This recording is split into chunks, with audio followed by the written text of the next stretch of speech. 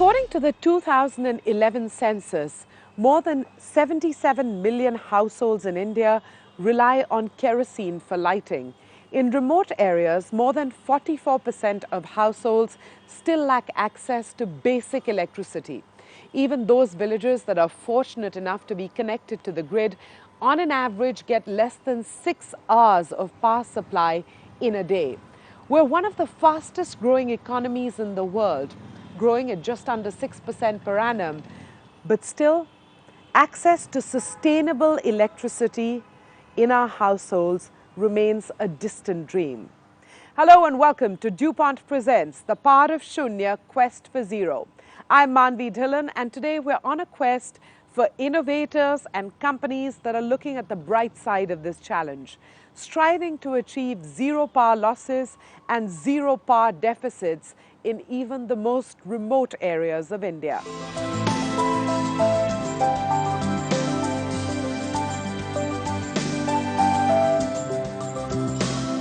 Joining me now is a man who understands India's energy needs, an entrepreneur, a risk taker.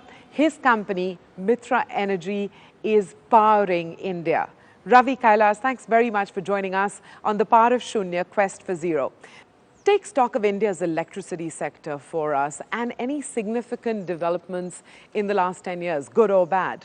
Electricity sector is the most underdeveloped within the larger infrastructure space in India, if you're talking telecoms or roads or ports or airports. So India has a total generating capacity of about 250 gigawatts. For a similar population, to put things in context, China has about 1,200 gigawatts and is adding about 250 gigawatts each year. You think of the remote parts of India, the villages that literally have no connect outside with the outside world. How specific are those challenges to India? They are very important challenges for India. And I think that the centralization of this sector has been a key reason why these anomalies continue to exist. At the current rate of progress in going down to the lowest common denominator for access to power in India, we are significantly behind. Science and technology. How large a role do you see science and technology playing in meeting the challenges of India's electricity sector? Can science and technology deliver the answers that we're looking for? Science and technology and research is a key input for developing India's electricity sector. Some problems are unique to India.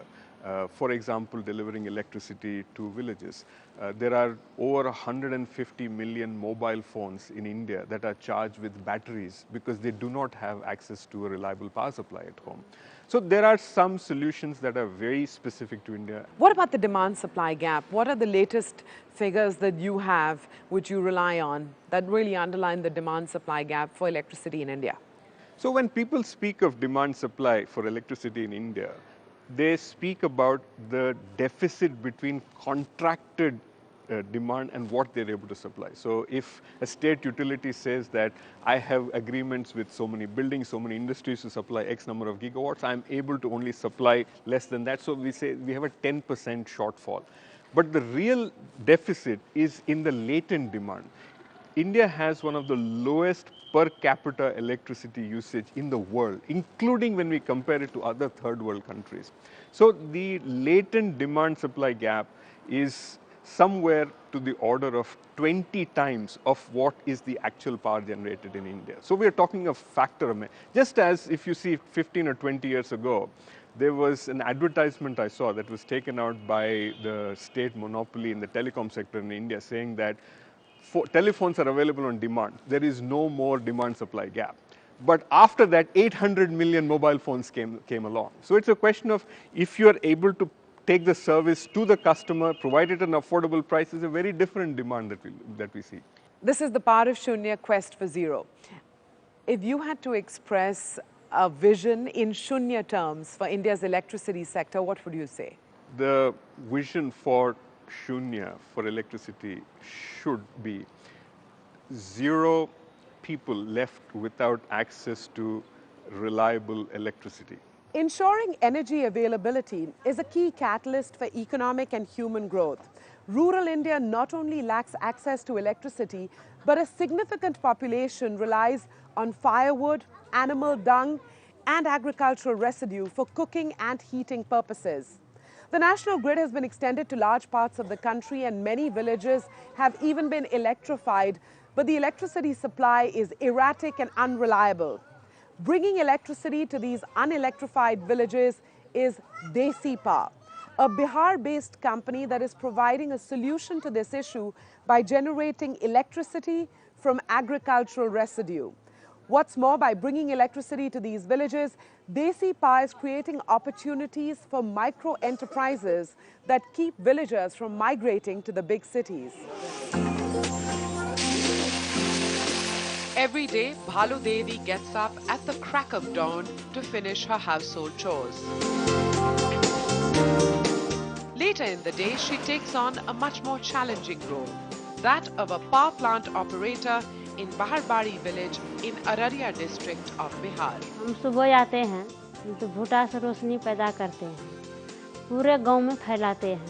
हमको ये काम करने पर बहुत अच्छे लगता है। Decentralized Energy Systems India Private Limited, better known as Desi Power, is committed to socio-economic development of villages in Araria district by providing them electricity through its power plants. What is the structure of Desi Power? It is a collaboration between Tara and DASAG. Walk us through exactly how this joint venture, this collaboration is arranged.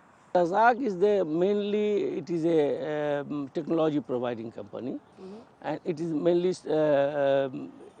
it is started by Dr. H.N. Sharon. He is our chairman also. So he is the whole and soul of the DASAG, and that is for the technology things. So DASAG had started a research thing with CGPL in IISc Bangalore, and they have now came to conclusion that this gasification can be done. And with Tara, we have tested this technology in Orchha first time.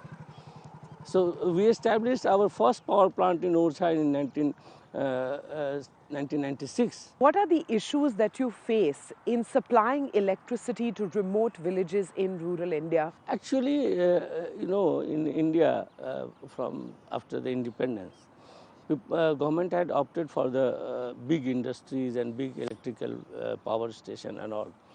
In this process, they have ignored the villages, because all the grid passing over the village, but village are not getting the electricity. That is the very big gap.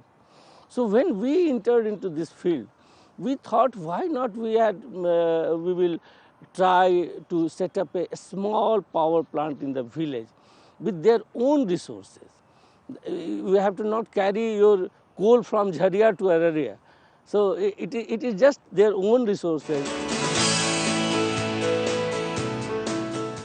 Based on biomass gasification, Desi Power runs on a variety of seasonal crop residue, such as hardwood, corn cobs, rice husk, and sugarcane toppings.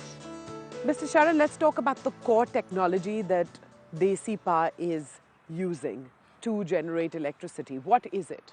Actually, this is called a biomass gasification. So fuel for this gasification is the waste wood. It comes from the cuttings of the tree and the agro residue. So we are using both the things, combining this raw material together, and it is we are putting it to the one equipment that's called a gasifier. It's a type of cylindrical thing. So we are putting this biomass to that, and it liberates a gas in the process, in the reactor, and that gas called the producer gas. So that producer gas, we are cleaning and cooling that gas in the process, and putting into the engine directly as a fuel, instead of diesel, instead of LPG, instead of any other fuel. This is the online gasification fuel for the engine. And the engine is powering the homes. The engine is generating, running the generator, And generators is liberating electricity. It is creating electricity. So we are supplying the electricity to the village. 2 years since Desi Pa has ignited a clean energy revolution in Bara village, many households can now carry on with their activities till late in the evening. मैंने कहीं भी गया, कोई भी शहर गया, तो वहाँ देखा कि बिजली है। वहाँ फ्रिज का ठंडा पानी गर्मी में पी रहे हैं, वो टीवी देख रहे हैं। जब 2012 में ये पावर प्लांट यहाँ बारा गांव में जब लगा, तो वो हर तरह का सुविधा यहाँ हमको शहर की तरह मिला। Desi Pa has lit the path for several micro enterprises and livelihood opportunities for the local communities, making the district of Araria energy self-sufficient and powerful. How does the theme of Shunya relate to the work that you're doing at Desi Pa in electrifying rural India? By providing the electricity, we are going to give the light to the household. We are facilitating the student to read in the evening and the off time. We are facilitating the women to work in their work hour can be increased. Also, we want to shun unemployment in the village by providing the electricity. Also, we want the good environment in the village by providing the electricity. So, electricity is the key for us to achieve the Shunya concept in the village.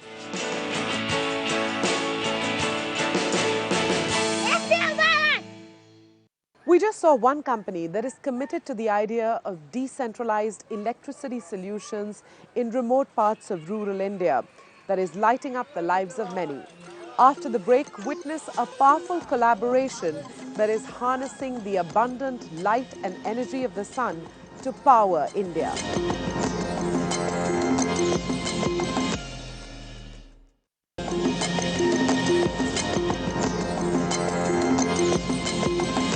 At this moment, 300 million Indians are living in darkness.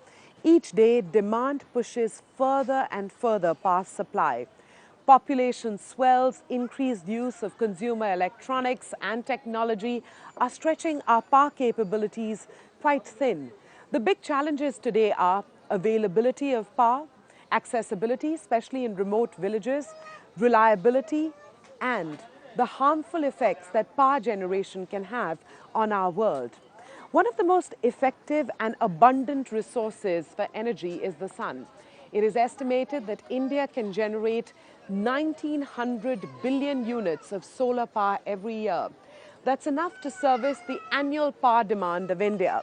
So let's visit a project that's a meeting point between a big company's ideology and a small village's electricity needs. It used to get difficult for many villagers living in the outskirts of Muradabad in Uttar Pradesh to continue with their regular household chores as the daylight faded into darkness.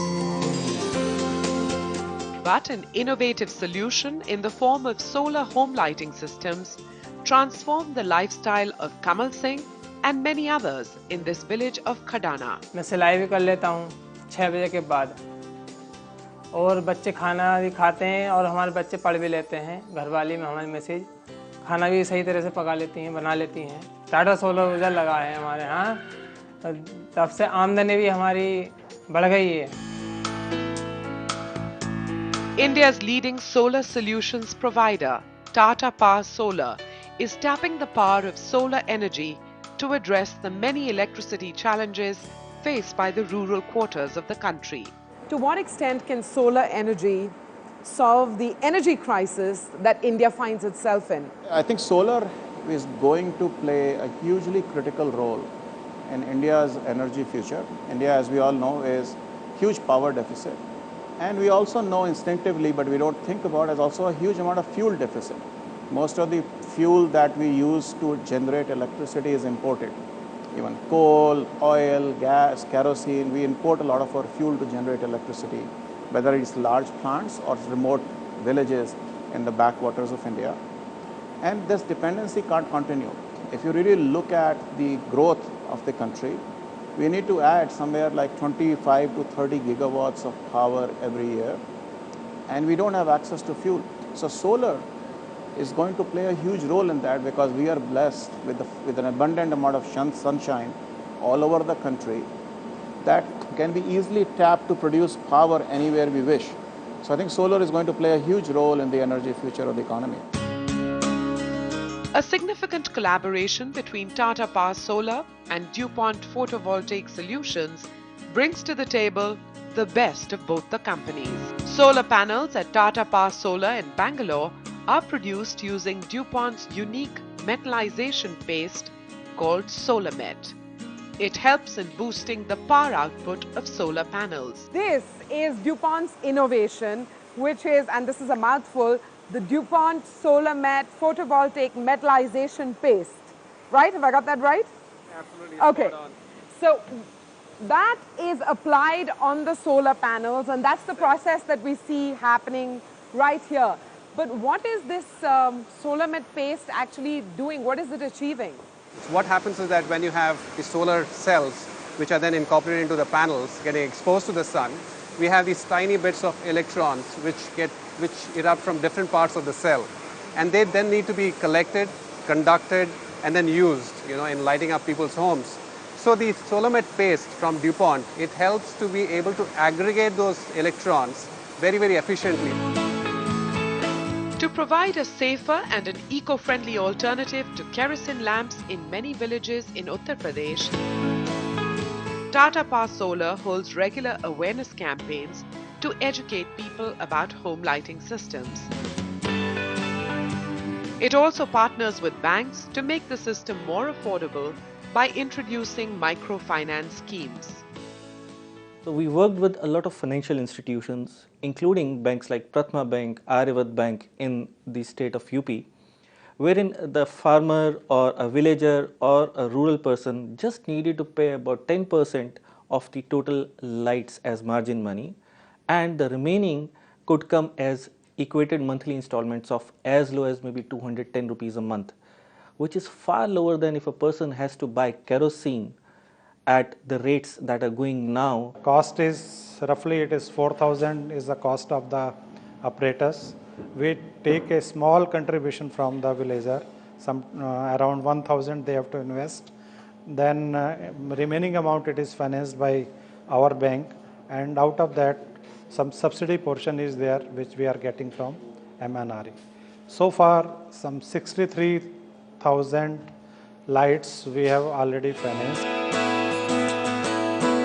This key alliance between Tata Power Solar and DuPont is aiming to scale and replicate the model to provide access to electricity in the remotest corners of the country, building a brighter future for solar energy in a quest for zero darkness in India. Collaboration with partners like Tata Power Solar is a big step ahead. So Shunya is definitely the vision for us. We believe that if you were to look at an off-grid installation like what we have, and if you were to look at the multiplier effect of just being able to replicate these small solar lighting systems that we see here across the several thousands of villages across the country, you're talking about a country that is lit whenever you need to switch on that electricity bulb at home and have zero darkness. We're back with Ravi Kailas of Mitra Energy to take stock of innovations in India's electricity sector. There's no denying the importance of innovation in this space, but what kind of innovations would you specifically like to see in India's electricity sector? I think most of the technology is in place today within what we have available in India and what's available in other parts of the world. The biggest innovations that India needs today are in terms of financing of projects and in terms of how these projects are put together as partnerships. On a slightly different note, what is the role of renewable energy in powering India, in meeting India's electricity needs? I think that we have always, over the last few decades, felt that we did not have enough oil or gas, and we've always felt that we have not been given these resources.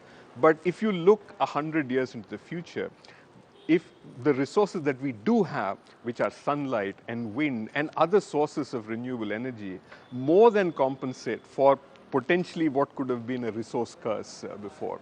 And I think that renewables in India could take up as much as 70 to 80% of India's energy needs in the next few decades. If we really maximize our focus and push and dependence on renewable energy, we won't have any challenges and shortages in the electricity sector. Is that what you're saying? Absolutely. I think just if you take just two technologies, which are wind and solar, there is about 200 gigawatts worth of potential for wind energy, of which only 20 gigawatts has been built. And this is based on current technology. As technology improves, the total potential also changes. In solar, it's almost unlimited. I mean, we've got millions of acres of wasteland in India. And given a choice, every single one of these acres should be covered with a solar panel. So realistically speaking, you can see a future for India where there's zero power shortages, zero homes in darkness? Electricity is something that we should take for granted. I mean, we are spending so much time on trying to build this basic infrastructure. I think it is not only realistic, it is something that is going to happen. Today, we've seen powerful examples of innovative companies that are striving to bring light to remote, off-the-grid rural areas of India. That's it on this edition of DuPont Presents The Power of Shunya Quest for Zero, a show that celebrates science and innovation, technologies that could secure our future, human ingenuity that could reduce our challenges to zero. Till next week then, goodbye.